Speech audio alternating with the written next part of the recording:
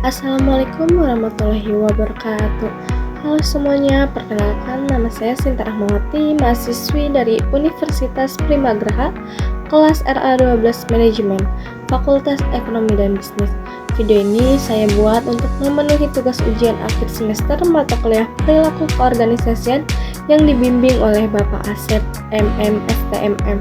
Topik yang saya bahas adalah tentang perilaku individu dalam organisasi, yang dimana mencakup 4 elemen utama, yaitu yang pertama itu ada personality, yang kedua itu ada sikap kerja, yang ketiga itu ada nilai pribadi, dan yang keempat itu ada kemampuan diri.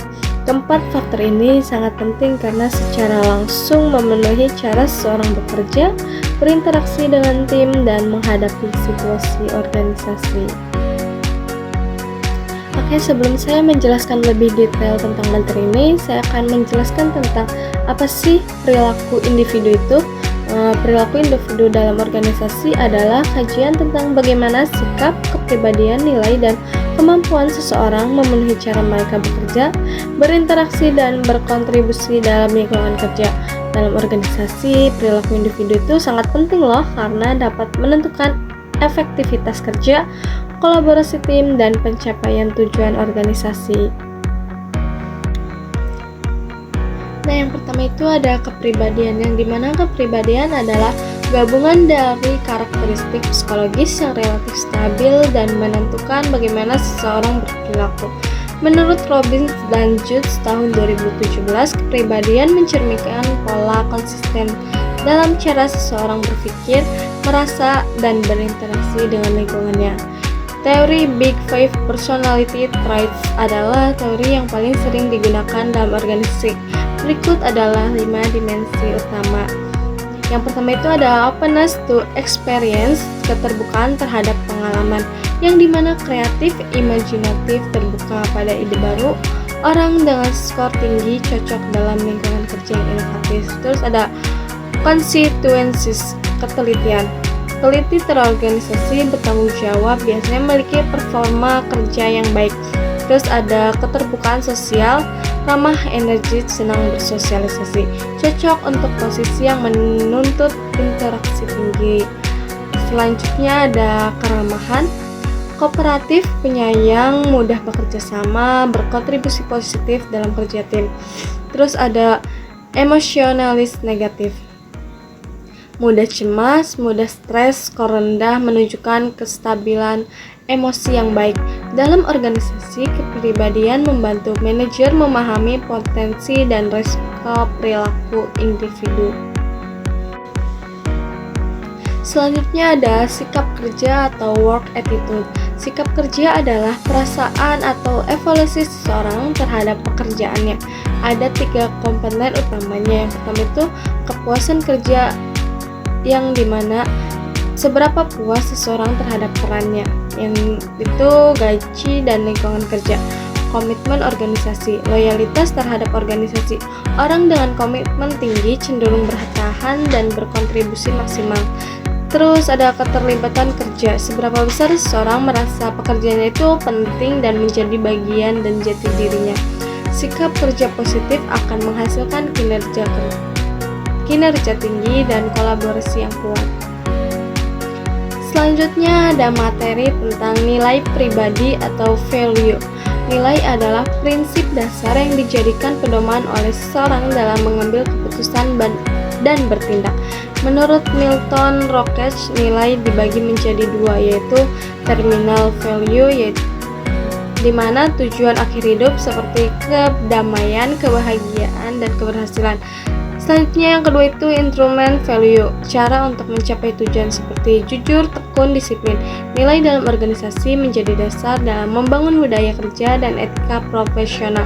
Contohnya itu nilai integritas akan mendorong kejujuran dalam setiap tindakan kerja. Kemampuan diri atau abilities.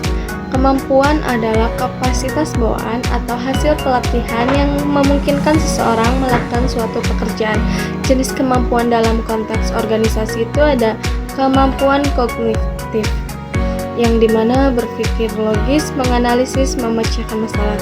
Terus juga kemampuan fisik, daya tahan, kekuatan tubuh penting untuk pekerjaan manual. Terus ada kemampuan emosional, sosial, empati, komunikasi, kecerdasan emosional sangat krusial dalam kerja tim dan kepemimpinan. Contohnya itu di sini ada kemampuan analisis seperti penting bagi staf keuangan, kemampuan komunikasi penting bagi manajer atau customer service. Dalam dunia kerja modern, kemampuan emosional bahkan lebih penting dari IQ dalam banyak situasi. Tentu memiliki perilaku yang berbeda-beda. Perbedaan ini tidak muncul begitu saja, melainkan dipengaruhi oleh berbagai faktor, baik dari dalam diri sendiri maupun dari lingkungan organisasi. Dengan memahami faktor-faktor ini, organisasi dapat menciptakan suasana kerja yang lebih kondusif dan produktif.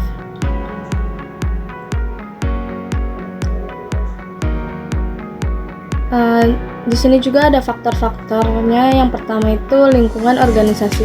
Lingkungan organisasi adalah salah satu faktor utama yang membentuk perilaku individu. Lingkungan ini mencakup budaya kerja, struktur organisasi, dan kebijakan yang diterapkan. Budaya kerja adalah nilai norma dan kebiasaan yang berlaku di dalam organisasi. Jika budaya organisasi mendukung keterbukaan dan kolaborasi, maka individu akan lebih terbuka untuk bekerja sama. Struktur organisasi mempengaruhi alur komunikasi dan tanggung jawab. Struktur yang terlalu kaku bisa membuat individu merasa terbatas dan tidak bebas berinovasi. Kebijakan organisasi seperti sistem penghargaan, promosi, dan aturan kerja juga membentuk cara individu berperilaku. Kebijakan yang asli akan mendorong perilaku positif dan semangat kerja. Contoh nyatanya itu, jika budaya kerja di kantor pendukung ide-ide baru, maka karyawan akan lebih percaya diri menyampaikan pendapat mereka.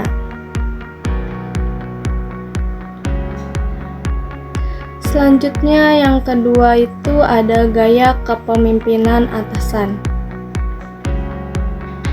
Gaya kepemimpinan sangat mempengaruhi perilaku individu.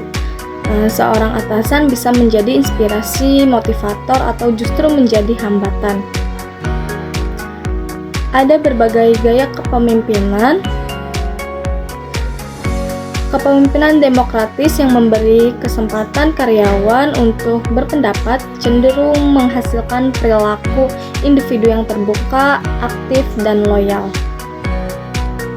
Terus kepemimpinan otoriter itu sering membuat individu merasa ditekan atau takut membuat kesalahan.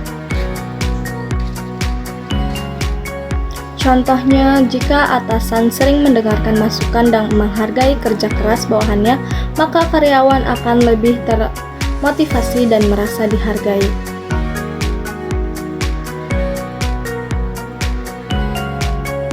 Selanjutnya ada yang ketiga itu pengalaman masa lalu. Pengalaman seorang di masa lalu, baik pengalaman kerja maupun kehidupan pribadi, akan membentuk cara ia menghadapi situasi di tempat kerja. Jika seorang pernah mengalami konflik berat di tempat kerja sebelumnya, dia mungkin menjadi lebih berhati-hati dan tertutup di lingkungan kerja yang baru.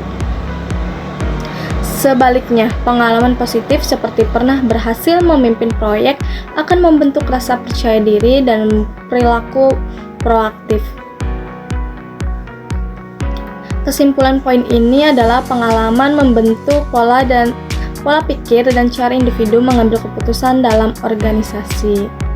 Terus yang selanjutnya itu ada yang keempat, yaitu tentang motivasi dan kebutuhan pribadi. Motivasi adalah kekuatan dalam diri individu yang mendorong mereka untuk bertindak. Setiap orang memiliki motivasi yang berbeda-beda, seperti mencari penghasilan, terus juga mencari pengakuan, terus ada juga mengejar pengembangan diri. Kebutuhan ini bisa dijelaskan melalui teori Maslow, yaitu kebutuhan dasar, keamanan sosial, penghargaan, dan Aktualisasi diri, semakin terpengaruh kebutuhan seseorang, semakin positif pula. Oke, kita ambil contoh sederhana dari kehidupan nyata ya, kayak Mila adalah staf bagian customer service di sebuah perusahaan logistik. Ia memiliki kepribadian extroverted dan agreeableness yang tinggi. Nilai yang ia pegang adalah kepuasan pelanggan adalah prioritas utama. Sikap kerjanya itu sangat positif. Ia selalu tersenyum dan menyambut pelanggan dengan ramah. Ia juga memiliki kemampuan komunikasi dan pengendalian emosi yang kuat. Namun, suatu ketika ada pelanggan yang mengeluh keras dan menyalahkan Mila atas keterlambatan pengiriman. Mila tetap sabar, mendengarkan, dan memberi solusi terbaik. Akhirnya, pelanggan tersebut justru berterima kasih atas sikap Mila. Melalui teori Big Five, kepribadian Mila yang tinggi dalam extraversion dan agreeableness membuatnya mudah berempati dan menjaga hubungan interpersonal. Nilai pribadinya mendorong tindakan personal. Sikap kerja positif membuatnya tidak mudah terpancing emosi. Kemampuan emosinya membuat menyelesaikan konflik secara elegan. Artinya, keberhasilan seseorang di tempat kerja bukan hanya bergantung pada keterampilan teknis, tetapi pada keseluruhan aspek perilaku individunya. Jika perusahaan hanya fokus pada kemampuan teknis tanpa memperhatikan kepribadian dan sikap, maka akan sulit membangun budaya kerja yang sehat dan produktif. Kesimpulan materi ini adalah, menurut saya, perilaku individu adalah organisasi sangat menentukan kesuksesan organisasi itu sendiri. Personality, sikap kerja, nilai pribadi, dan kemampuan diri bukan sekedar teori, tapi menjadi dasar dalam membentuk karyawan yang personal dan berintegritas. Dengan mengenal perilaku individu, manajemen dapat menempatkan orang yang tepat di posisi yang tepat dan mengembangkan pelatihan berbasis potensi, terus menciptakan lingkungan kerja yang harmonis. Kita sebagai calon pemimpin atau profesional juga perlu terus menginginkan kesadaran diri agar bisa berkontribusi maksimal di tempat kerja. Saya Sinta Rahmawati, jika ada kesalahan mohon maaf. Wassalamualaikum warahmatullahi wabarakatuh. Terima kasih sudah menyimak penjelasan saya. Semoga bermanfaat dan bisa menjadi wawasan baru tentang bagaimana individu berperilaku dalam lingkungan kerja. Sampai jumpa di video selanjutnya.